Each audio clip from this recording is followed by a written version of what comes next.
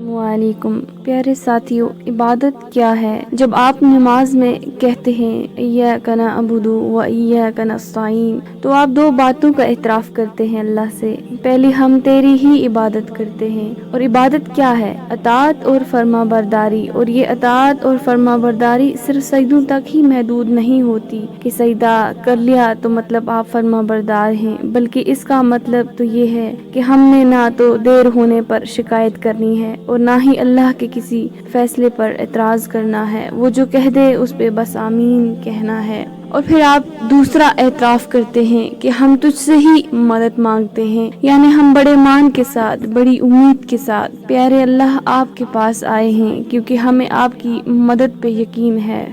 اب سوچیں کہ ان صرف دو باتوں کے اعتراف کے بعد کیا کوئی گنجائش بچے گی کہ اللہ آپ کو پھر بھی بیار و مددگار چھوڑ دے؟ ساری کی ساری نماز اللہ سے مدد کی اپیل ہے۔ یہ تو ابھی صرف دو کلمات انتہائی مختصر سے انداز میں سمجھائے ہیں میں نے آپ کو۔ سینے پہ ہاتھ باندھ کر عاجزی کے ساتھ اللہ کے سامنے کھڑے ہو کر جب آپ مدد کا سوال کرتے ہیں تو وہ سوال رد نہیں کیا جاتا۔ اب سوچیں آپ میں سے کتنے لوگ نماز پڑھتے ہوئے خاک ہو جاتے ہیں اگر آپ اس ذات کے سامنے کھڑے ہو کر ریزہ ریزہ نہیں ہو جاتے تو کیا واقعی آپ نے نماز پڑھی ہے؟ نماز صرف جسم کی حاضری کو نہیں کہتے، نماز دل کی حاضری کو کہتے ہیں، اور نماز میں خشوع تب ہی پیدا ہوتا ہے جب آپ کا دل حاضر ہوتا ہے، ورنہ اگر دل ہی حاضر نہ ہوگا تو آپ کو کیسے احساس ہوگا کہ آپ کس کے سامنے کھڑے ہیں اور کیسے کھڑے ہیں؟